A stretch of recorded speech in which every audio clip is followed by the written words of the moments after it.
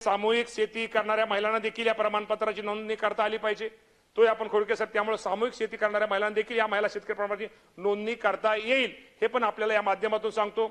आमच्या खापरेताई आहेत का, उमाताई गेले का, उमाताईंनी मग त्यांनी केलं की महिलांना त्यांच्या गावामध्येच प्रशिक्षणाची व्यवस्था करण्यात यावी. शेती व शेतीविषयक विविध बाबीचं प्रशिक्षण संबंधित महिलांना ग्राम पातळीवर देण्याची व्यवस्था करण्यात आलेली आहे आणि करण्यात येईल. तसेच महिलांना डिजिटल साक्षर करण्यासाठी सुद्धा प्रशिक्षण देण्यात येईल.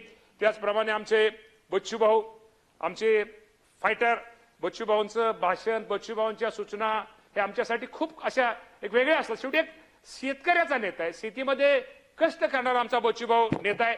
बच्चू भाऊला 100% शेतकऱ्यांची कळवळ आहे, शेतकऱ्यांबद्दल हे आहे. तसं आम्हाला पण सभापती महोदय आहे. बच्चू भाऊ बोलतात, आम्हाला बोलता येत नाही, एवढाच आमच्यामध्ये फरक आहे. बच्चू भाऊ तुम्ही काळजी करू नका, तुम्ही आपण कुठे आहेत, तुम्ही शेतामध्ये मला न्यायला चला, फक्त तुम्ही चळवळीत तुम्ही बोलता. आम्ही आपलं थोडं जर असं सभापती महोदय थोडं हे बोलतो, पण काळजी करू नका. हे सरकार हे शेतकऱ्यांचं सरकार आहे, शेतकऱ्यांचं हित साधणारं सरकार आहे.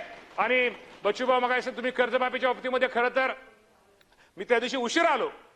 अध्यक्ष महोदय मी तुम्हाला प्रामाणिक सांगतो, जरी हा विषय नसला खरंच या राज्याच्या मुख्यमंत्री देवेंद्र फडणवीस साहेब असतील, एकनाथजी शिंदे साहेब असतील, सुनेत्रावहिनी पवार साहेब असतील, खरंच या लोकांचं जेवढं आभार मानावेत तेवढे थोडे.